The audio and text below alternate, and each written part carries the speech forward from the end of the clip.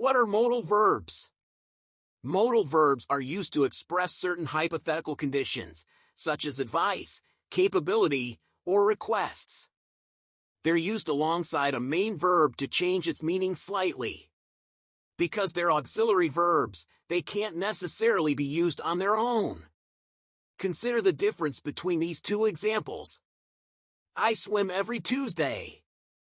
I can swim every Tuesday. The first example is a simple factual statement. The speaker participates in a swimming activity every week on Tuesdays. The second example uses the modal verb can. Notice how the meaning changes slightly.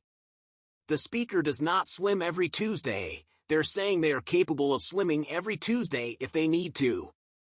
It's hypothetical. Modal verbs are quite common in English, and you've probably seen them hundreds of times without actually knowing their name.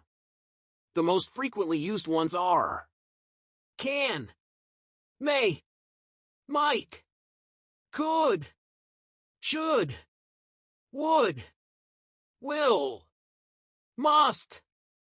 There are more modal verbs, although the ones above are the most common. Some modal verbs are outdated and rarely used, like shall and ought to, while others are more colloquial, such as got to, need to, or have to. Some express very specific conditions that don't come up often, like dare, for example, I dare say. The phrase used to, as in I used to be an English student, to, also behaves like a modal verb. Before we jump into the video, let me give you 3 seconds to subscribe my channel. I hope you subscribe my channel, so let's begin. When are modal verbs used? What special conditions do modal verbs show? Here's a list of when to use modal verbs, along with examples. The first condition is likelihood. Some things seem likely, but we don't know for sure. In these cases, you can use the modal verbs should and must to show probability without certainty. Her parents must be so proud.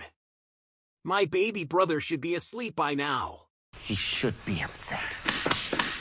She must be around here somewhere. The second condition is possibility. In situations when something is possible but not certain, use the modal verbs could, may, or might. Judging by the clouds, it might rain today. She may become the youngest pro soccer player ever. It could be anybody. He may make it, he may not. He might be paralyzed, he might be crippled. And the third one is ability. The modal verb can show whether or not the subject is able to do something, such as perform an action or demonstrate an ability. Likewise, the negative form, cannot or can't, shows that the subject is unable to do something. She can speak 3 languages, but none of them well. You can lead a horse to water, but you can't make it drink. I can do that. I can't play basketball for weeks. The next condition is asking permission. If you want to ask permission to do something, start your question with can, may, or could. Traditionally, in more formal and polite usage, may is better for permission. If you ask, can I go to the bathroom? It could be misinterpreted as, do I have the ability to go to the bathroom? However, in modern usage, may and can are both perfectly acceptable options when describing possibility or permission. May I leave early today? Could I play too? Can you guys just give me a chance? Could you help me down? May I come in? You may. Another condition is request. Similarly, if you want to ask someone else to do something, start your question with will, would, can, or could. Would you get that box off the top shelf? Will you turn that music down? Would you do that? Can you come in? The sixth one is suggestion or advice. What if you want to recommend something, but not command it? If you're giving suggestions or advice without ordering someone around, you can use the modal verb should. You should try the lasagna. That guy should wear less cologne. Then you should be with her. You should try it. You should try it. Another condition to use modal verb is command.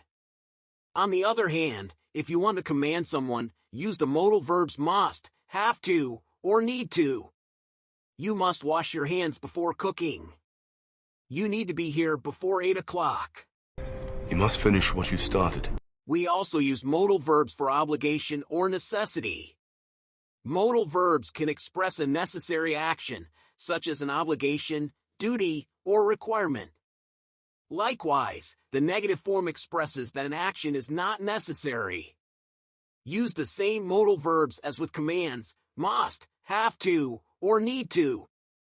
We have to wait for our boss to arrive before we open. You don't need to come if you don't want to. You have to listen to us. You have to. You must finish what you started. Last but not least, we use modal verbs when we talk about habitual actions. To show an ongoing or habitual action, something the subject does regularly, you can use the modal verb would for the past tense and will for the present and future.